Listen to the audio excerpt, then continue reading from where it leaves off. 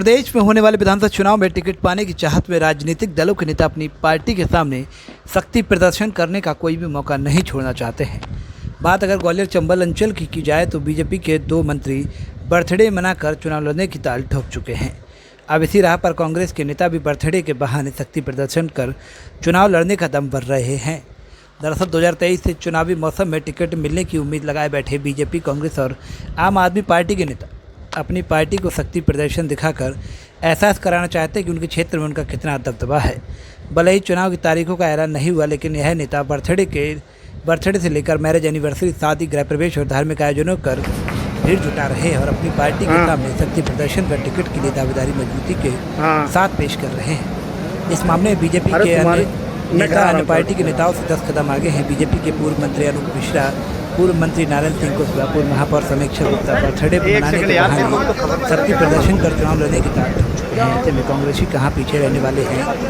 2018 चुनाव में राज्य मंत्री भारत सिंह कुशवाहा को टक्कर देने वाले साहब सिंह गुर्जर कांग्रेस के टिकट पर एक बार फिर से चुनाव मैदान में राजनीतिक विषाद बिछाने के लिए सोमवार को कांग्रेस के सीनियर नेता और पार्टी के सामने बर्थडे मनाकर शक्ति प्रदर्शन किया। बाकायदा अपने मतदाता और समर्थकों को भोजन पर आमंत्रित कर सोशल मीडिया पर बर्थडे कार्यक्रम का लाइव भी दिखाया गया और प्रदेश सरकार पर कई मुद्दों को लेकर हमला भी बोला गया, लेकिन पूरा काम धाम टिकट पाने के लिए किया गया था और मीडिया के सामने आते ही बयान दिया कि टिकट देने का निर्णय पार्टी का है, हम जनसेवक है। मध्य प्रदेश में इस बार कांग्रेस की सरकार बनने जा रही है।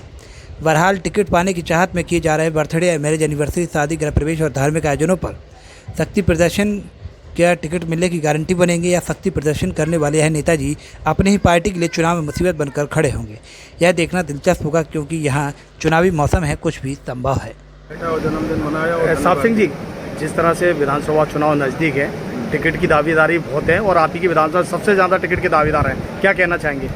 देखिए, ये टिकट का फैसला हमारा वरिष्ठ जो नेतृत्व बैठा है उनको करना है। मैं तो एक पार्टी का कार्यकर्ता हूँ, पार्टी जो आदेश करेगी उसका मैं पालन करूँगा।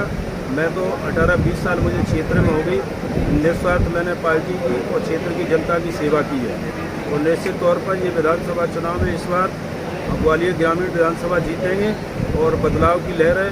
आदरणीय हमारे कमलनाथ जी मुख्यमंत्री बनेंगे। पूरे प्रदेश में जनता का ये माहौल है कि बदलाव की लहर चल रही है। बीजेपी के जो कैंडिडेट हैं और प्रेसिडेंट में जो मंत्री हैं उनके बारे में क्या कहना चाहें? आप ही की विधानसभा में टक्कर दी थी 2018 में आपने। देखिए, भारत सिंह कुशवाहा जी का बहुत विरोध है ग्वालियर ग्रामीण विधानसभा में। विरोध किस बात का ये मैं आपको बताना चाह रहा हूँ, क्योंकि मैं गांव-गांव, गली, वार्ड, मोहल्ला सब जगह जाता हूँ।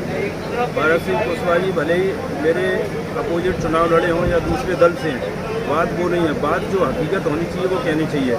या मैं हूँ, मेरे बारे में भी उनको बताना चाहिए, जहाँ हमसे गलत होगा उसको हम सही करने की कोशिश करेंगे। मगर भारत सिंह कुशवाहा जी ने सिर्फ भेदभाव किया है लोगों के साथ और ग्रामीण क्षेत्र में जो काम करने की और विकास की जो दुआई देते हैं वो काम वहाँ हुए नहीं हैं। हम तो कई जगह ग्राम पंचायतों वार्डों में जाते हैं, लाइट की समस्या है, सबसे बड़ी समस्या लाइट की। इस समय ट्रांसफार्मर फूक जाते हैं, ट्रांसफार्मर नहीं रखे जाते हैं, अनाप बिल भेज जाते हैं और बिल जैसे तैसे किसान गरीब मजदूर जमा कर देता है तो एक महीने तक ट्रांसफार्मर नहीं आते हैं।